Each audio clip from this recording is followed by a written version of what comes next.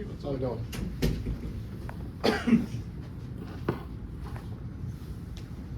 Guys ready? All set.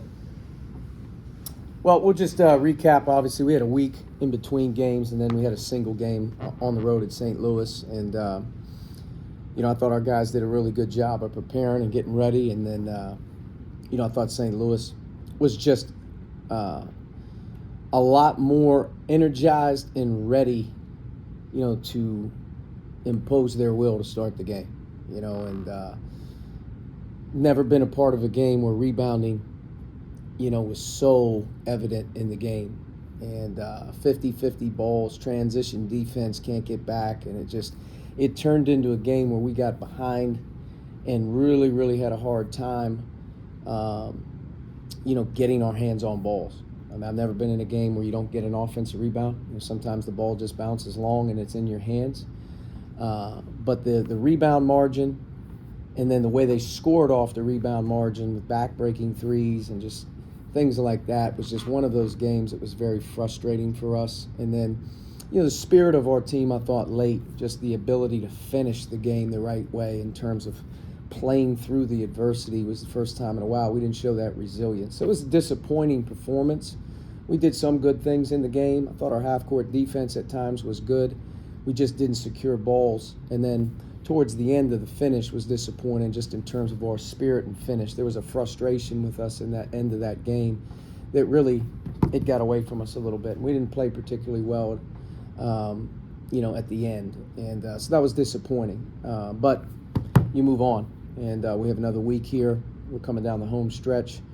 We have a really good Dayton team coming in here on Wednesday night. They got tremendous guard play, quickness. Santos is a really difficult cover. Been really impressed with their young center. He's really come on here of late. He's given them some real moments offensively and defensively. Rim presence, also can shoot it. But just in general, Dayton has a quickness about them, causing turnovers, speed in transition, with skill, that they're very dangerous. And, I think they're one of the best teams in our league that hasn't maybe had the same, upper echelon win total. But when you look at them in terms of when they're right and they're playing well, they can beat anybody in the country, which they've done. And so we got our work cut out for us on Wednesday night. And that's where we have to put our minds to being much more physically and quick and just energized in terms of toughness plays and running back and just getting things in check that you can control. So I thought that's something we're going to have to spend some time with here in the next couple of days as we get into Wednesday night. Archie, as you look back on St. Louis, you mentioned the rebounding. When you watch the game again, did you see, was it scheme, personnel, effort? Could you circle any one area where you guys were deficient there? Well, I think they put some problems on us in terms of getting us in rotation at times, and because you're in rotation at times, sometimes you're not in great rebounding position. But with the way they play, shooting the three, and keeping the floor open, you're going to have to have a group of 5 guys that are quick to the ball. And just in starting the game, Jimerson, he probably got 3 threes himself just on fan at 3 offensive rebounds. So you can't, that's not your defense. That's just the inability to come up with a 50-50 rebound. There were times where we did a really good job where the ball just bounced, hit our hands. They were quicker to it. Our transition defense played a role in it, constantly being not set and being, so to speak, on our heels. Sometimes when you miss shots in transition defense and you're on your heels, the offense has the ability level. But we couldn't get our hands on them when we did have inside position. Couldn't get loose ones when it's a 50-50 ball. Transition defense played a role in it. Long rebounds off of 3-point shots because they shoot a lot of threes. They hit us in a lot of different ways on their second chance opportunities, and that got us behind the 8 ball. And even the start of the second half when it's, I don't know, maybe 14 minutes to go in the game or 12, 13 minutes to go in the game, you're at 7, 6, 5, you're right there. You're kind of hanging in. We still were on the teetering point of not being able to get rebounds and control the game. We talked about it all game long, just trying to be resilient and find more ways to dig in balls and get loose ball rebounds. And, that in combination with some bad offense in the second half kind of broke it open for them. Archie, going on the road, you guys have had struggles over the past couple of years. And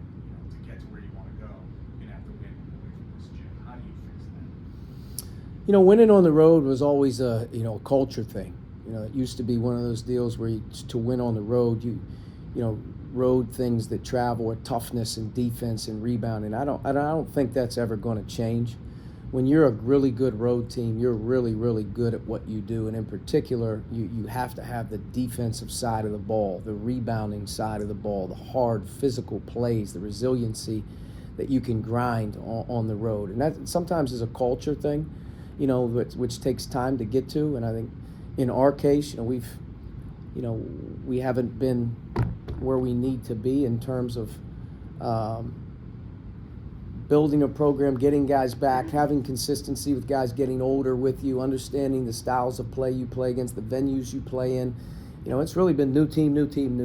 This team has had its opportunities on the road, and I think, whether you're at Loyola and you're up 6 or 5, you're right there. Richmond, you really, really dug one out. And, at Richmond, Fordham, you have a 2-minute lead. You got to finish that one off. LaSalle, 58, 2 minutes to go. Like, you're there. Winning plays on the road, though, starts and stops, defensive rebounding, not turning it over, those things. But, winning on the road is hard for everybody, but it's a culture thing. It really is. It's about believing in yourself. It's about going against, you versus the world, those type of things. And sometimes when you get beat on the road a few times, obviously, it's hard. But we've been working, sort of against the grain when we're on the road, so to speak. We're digging ourselves some double-figure holes on the road. It's hard to do. You got to climb out. But we haven't been great on the road. We've had our moments where we've had chances to win games in the last 4 minutes of a game.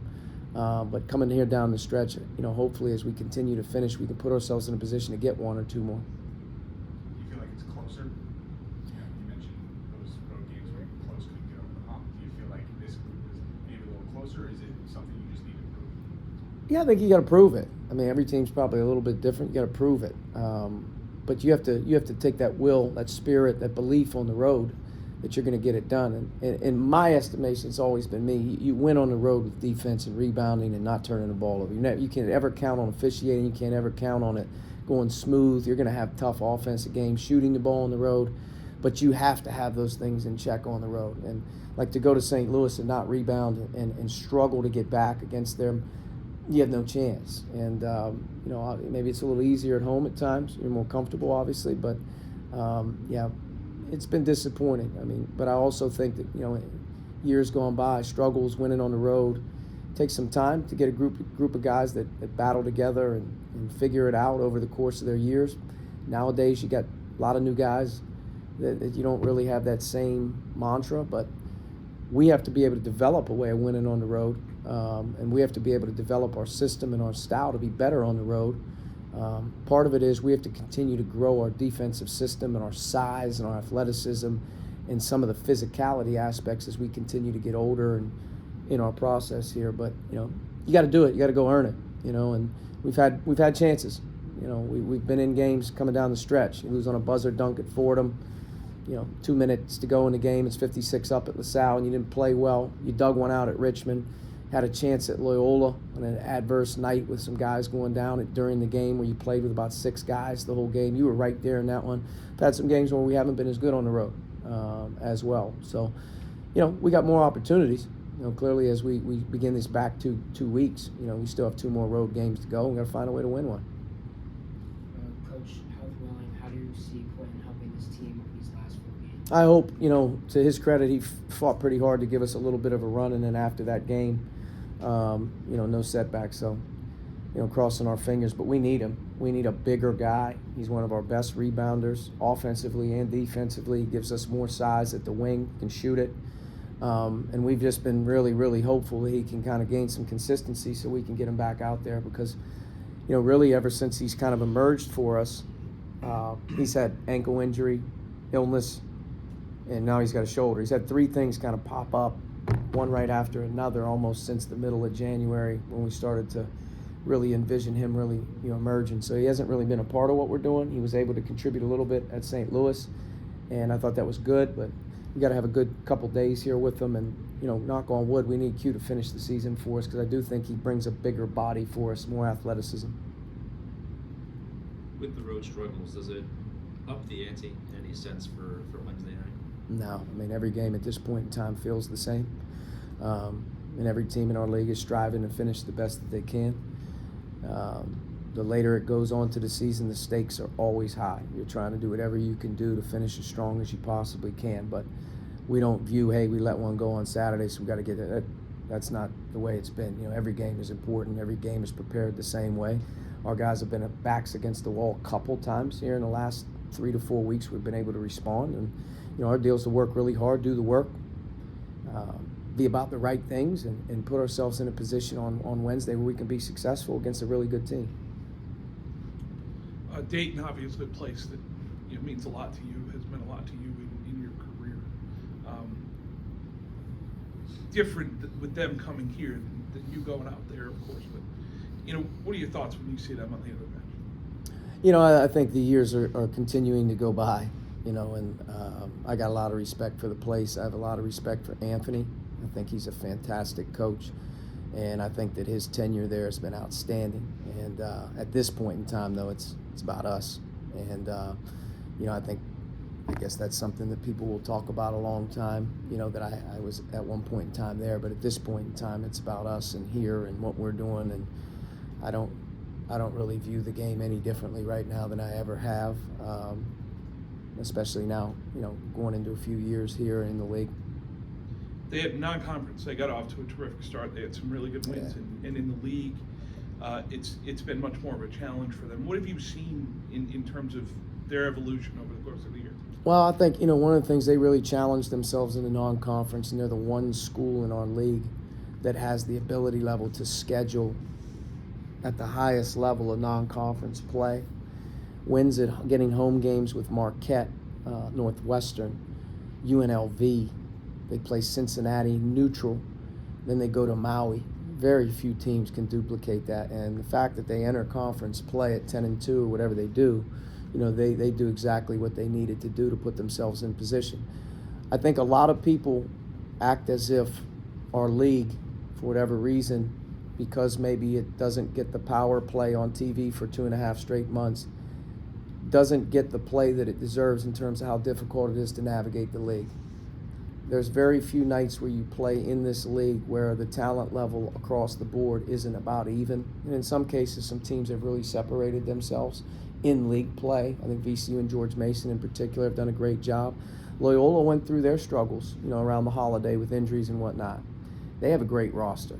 They're coming back around. St. Bonaventure had an fantastic non-conference. They went through their injury bug and a few things, and they're battling out. St. Joe's is as talented as any team in our league. Like, it's very, very difficult in our league to be perfect.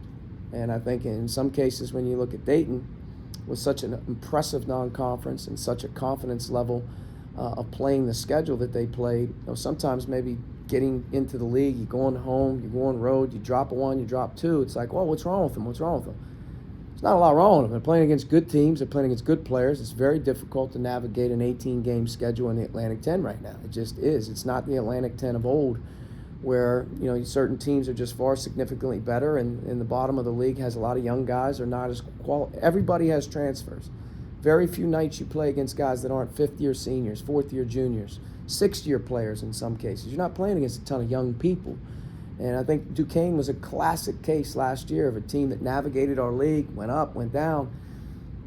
And not only did they win the A-10 tournament, but they got an NCAA tournament win. And I think they may have finished in the 5 or 6 seed in our league. Like, there are teams in our league that can win NCAA tournament games. But our league's really one of those leagues right now that's being shut out in terms of the media coverage and whatnot because we beat each other.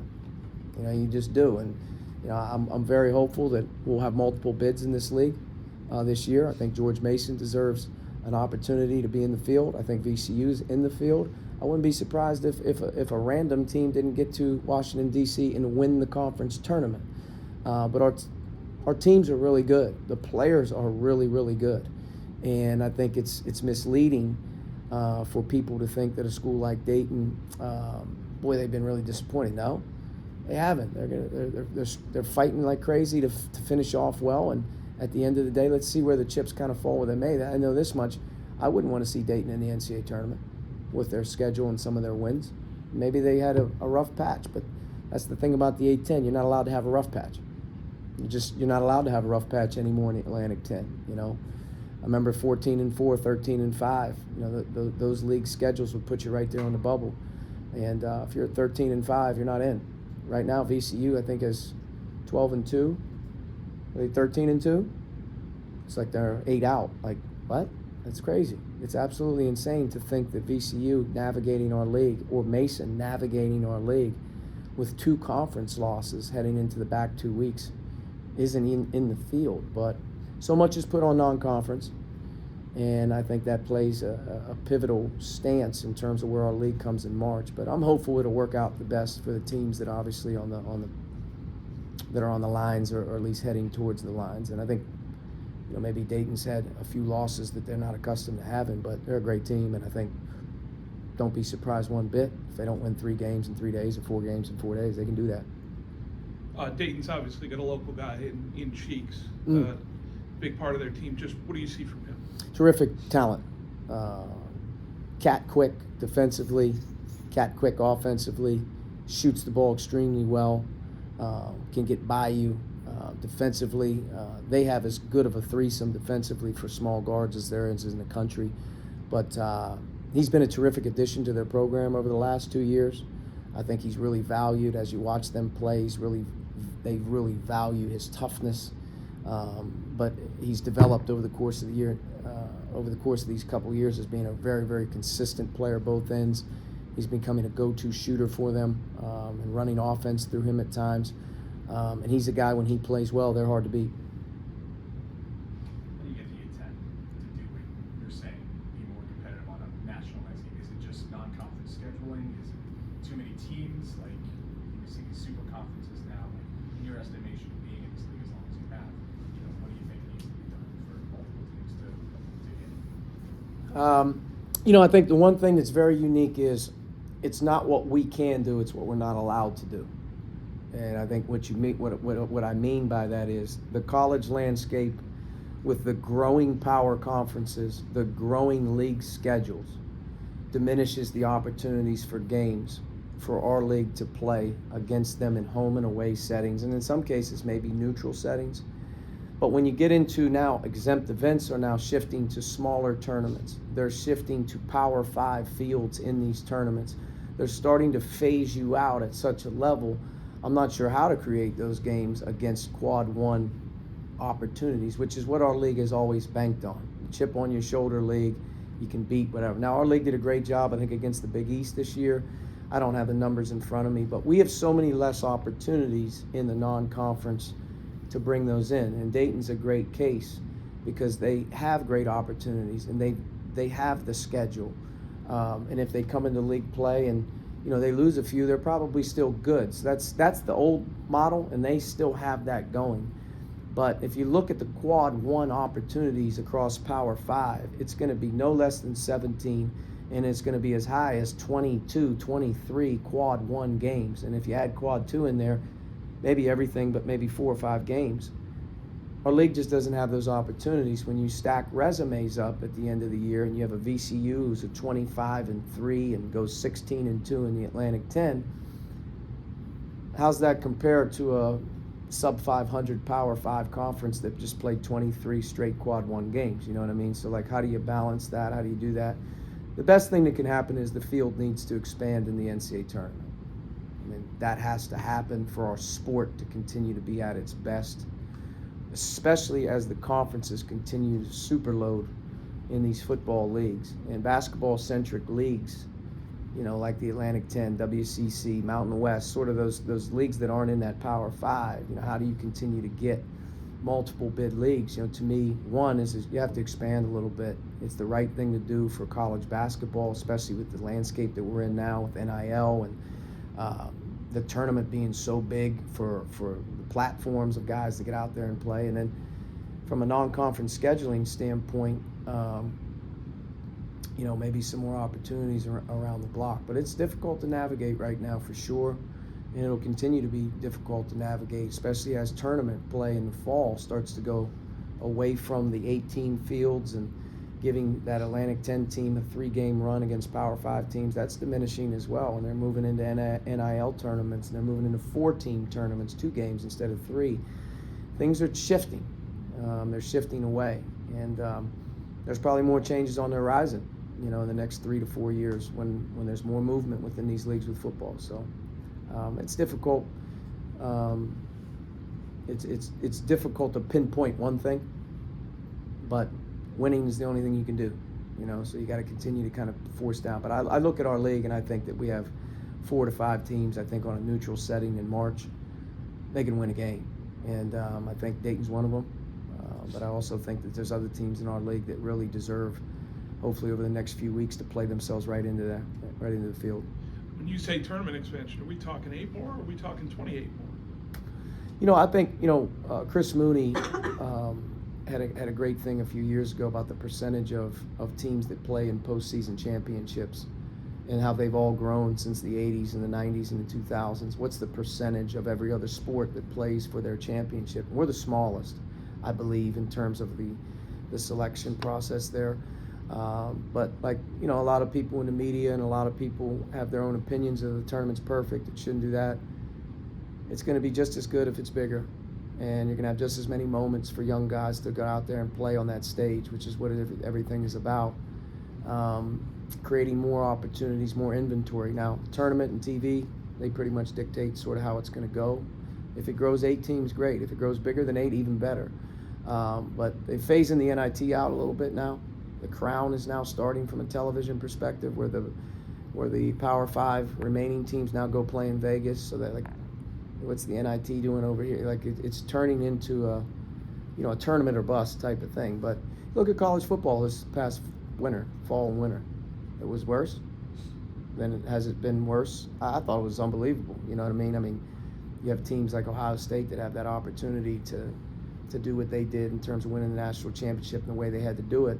And college football will continue to grow too. They'll grow from 12 to whatever they're going to grow. But the tournament needs to grow a little bit. What the number is, I don't know. But definitely the number needs to grow and make it a little bigger. And in my opinion, I know what they'll talk about is certain teams don't deserve this and that. I'm going to tell you this much. There's a few teams in the Atlantic 10 that deserve to be in there, or they're going to be right there at that line. And I think that would help our league a little bit as well. All right.